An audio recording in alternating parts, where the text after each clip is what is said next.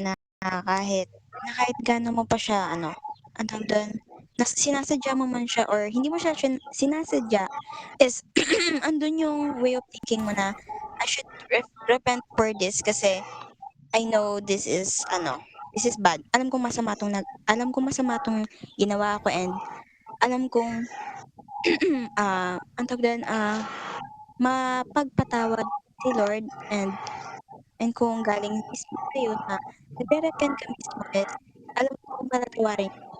Pero pero yung kasalanan na yun is hindi porket pinatawad tayo ni Lord is aabusuhin na natin siya. Yes. So, dapat alam natin na alam natin kung kailan natin siya ano, ang tawag dun, tatanggalin and or kung paano mo siya puwedeng maiwasan, gano'n. Yun siya for me. Yan. Good. That's good. That's Sorry, good. mahaba. That's a valid answer naman. Totoo naman yun. May totoo naman yun. Pero to simplify, repent is change of mind. Dapat Okay, yung okay.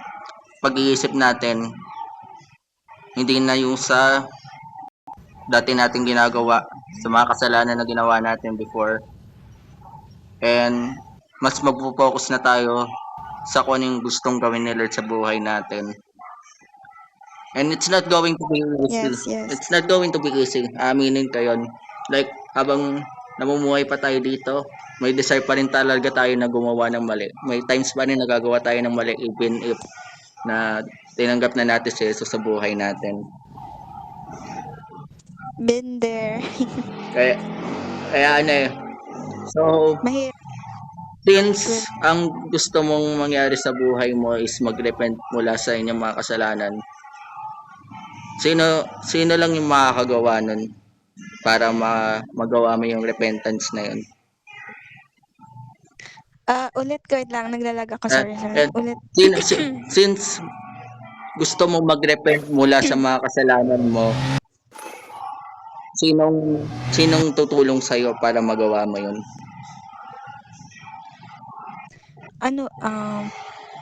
Wait. Siguro, sarili ko din. Sarili ko, gano'n.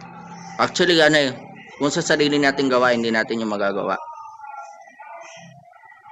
Yeah. Oo nga pala. Yes, sorry. Kailangan natin si Lord. Oh, Yan. yes.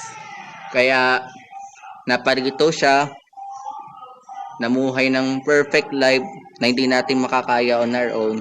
He died on the cross na hindi naman niya deserving kasi wala siyang kasalanan. Yet He sacrificed His life for us. And then on the 3 days later, nabuhay siya muli. So, yun yung good news. Imbis na tayo yung mamatay kasi kabayaran ng kasalanan, kamatayan. Imbis na tayo yung mamatay, si Jesus yung nagpakamatay para sa atin.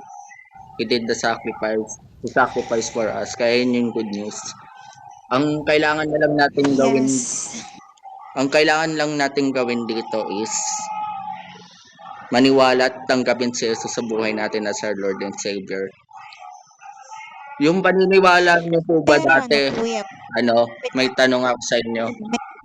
Yung paniniwala niyo po ba dati na kung ano yung way para makapunta sa langit is base sa paggawa ng mabuti?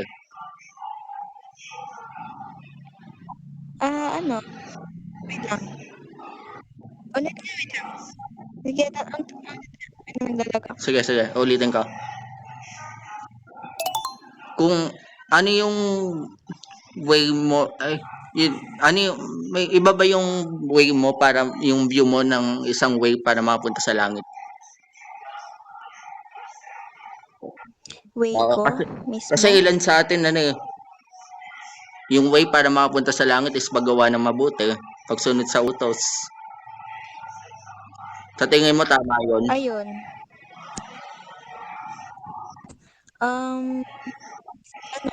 Depende po. Depende. Oh, yes.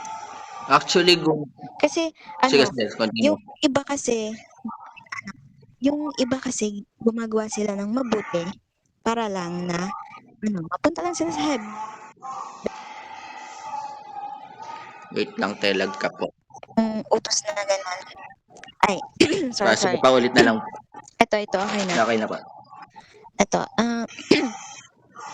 yung iba kasi, 'di ba sabi mo nga, para mapunta sa heaven, kailangan mo gumawa ng mabuti. Hmm.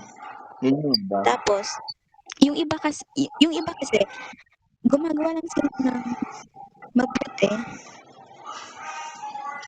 dahil para mapunta lang sila sa heaven, gano'n. Para exemption sila sa hell. And wala yun mismo sa puso nila na sila mismo na gagawin nila yung ganyan, na yung mabuti ganyan. Basta ang nasa isip lang nila, kailangan kong gumawa ng mabuti kasi para sa heaven ako, gano'n. Yun siya. Narinig ba? Oo. Yun rin yung ibang view ng mga tao na kailangan nilang gumawa ng mabuti. Pero kung ibabase natin sa Bible, actually, good works will never be enough. Hindi sapat yung paggawa ng mabuti. Yes. It's not, it will never be depend sa paggawa natin ng mabuti. It will only be on what Jesus done on the cross. Ano lang yung ginawa niya. Yun na yun. Kailangan na lang natin magtiwala na ginawa na yung pinatawad na niya tayo sa mga kasalanan on him dying on the cross. Nililis niya tayo. Yes. Kaya, ayun, since tinanggal na ni Lord lahat ng mga kasalanan natin on that cross, 100%, ilan na lang matitira sa'yo?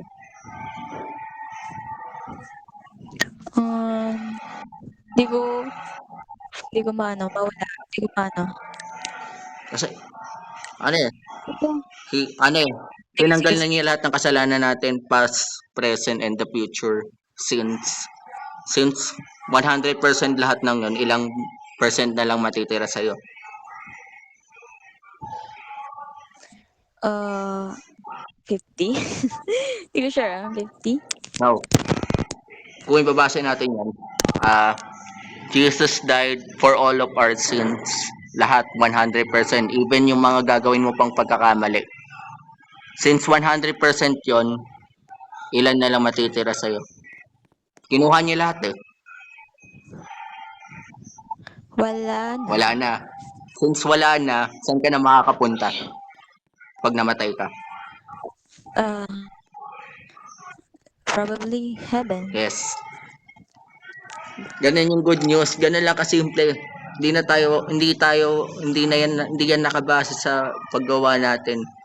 The good news will just follow after nating tanggapin si Jesus sa buhay natin.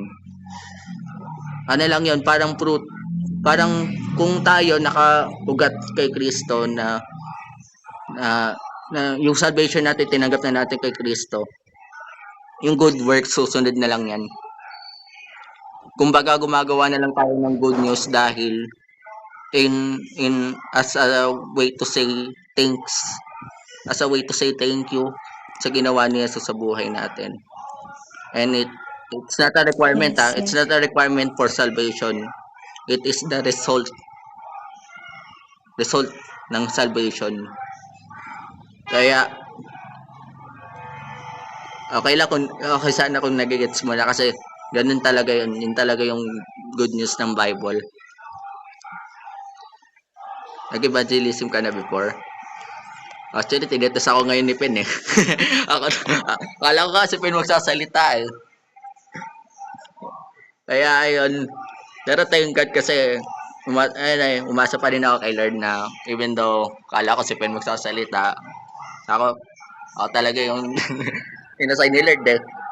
Pero yun nga, I pray na ako siguro ni Lord.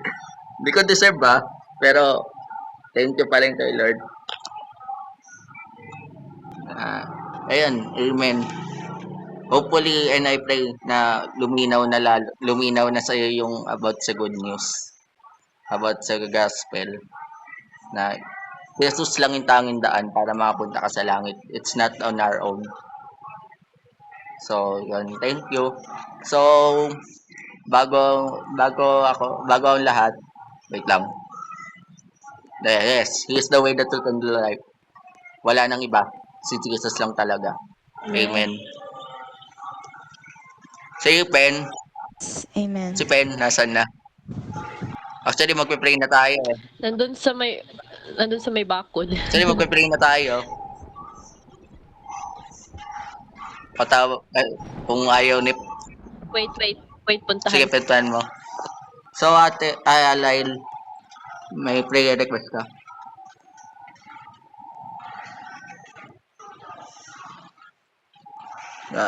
Okay. Sure, type mo lang. Or sabihin mo lang.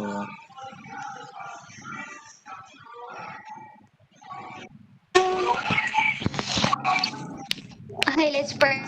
Wait lang, may prayer request si Lail. Let's see. Ano na prayer request mo? Ate? And What is your prayer request? Myself, my family, school stuff. I see. Sige. since magpe-pray na tayo, Sige. pero ikaw Ate. mag-lead. Ate, ikaw daw mag-lead. Ay, sorry. Hello? Hindi ba ako paputol-putol? Di naman po. I'm lagging. Okay, sige. Now let us pray for our sister Lyle right here. Okay, guys. Let us close ourselves to the presence of the Lord, Heavenly Father, Lord God. We thank you, Lord, for this wonderful opportunity, O Lord, na dito po kami ngayon, Father God, reaching out to your people, O Lord, and for using us, Father God. We thank you, Lord, for using us as a vessel, Father God, as instruments, Father God, to reach out to other people. And Lord, we ask you, Father God, to give Lyle, Father God, the peace in the midst of chaos, Father God. May you grant her the right vision sa kanyang buhay po. I know, Lord, hindi ko man alam, Father God, kung ano yung desires kanyang heart, Father God, but I know, Lord, that you know, God, even before we ask you, even before we pray to you, Father God, alam mo na po kung ano yung kailangan namin. Lord, salamat po, O Diyos, sa lives, Father God, ng bawat isa na nandito ngayon. Thank you, Lord, especially kay Kokoy po, Father God, kay Pen, Lord, at even kay Lyle, Father God, that we have just met meron po siyang prayer request, Lord, sa kanyang family, sa kanyang school stuff, Father God. And I know, Lord, we can do nothing talaga, Father God, apart from you. So, Lord, may you remind her always, Father God, through other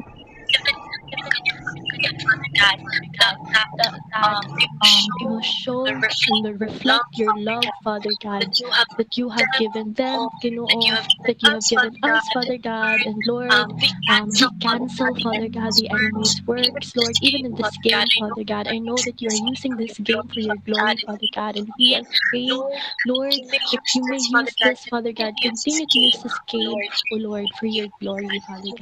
Hindi man namin, Lord, malalaman, Father God, kung sino yung makakasalamuhan namin sa game na ito, Father God. But Lord, may we reflect the light, Father God. May we reflect your heart, Jesus. Lord, we offer to you, Lord God, our lives, Lord, as living sacrifices.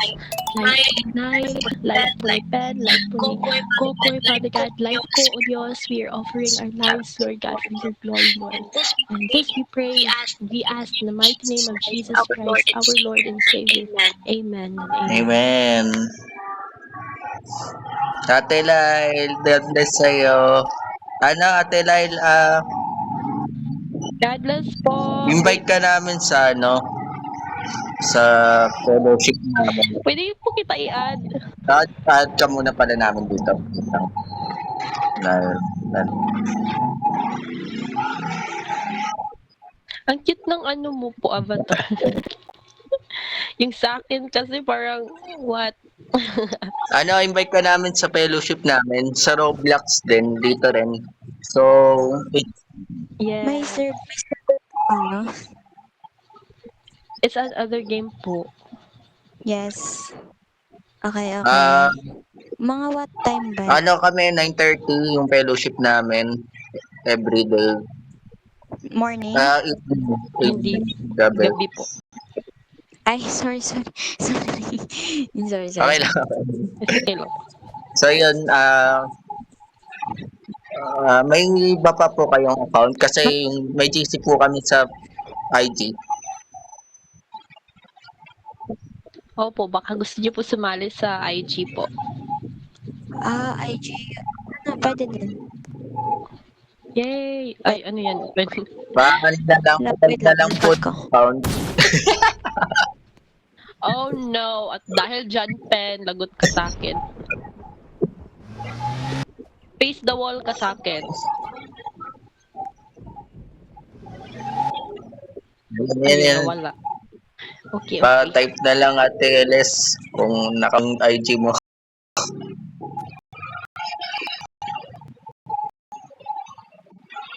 Ako, baka mawala. Ay!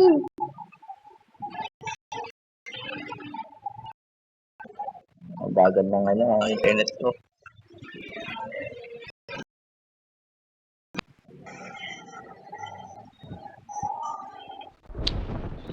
Hindi ko pa nakabutan ano pa yung username. Ay, Sorry. po.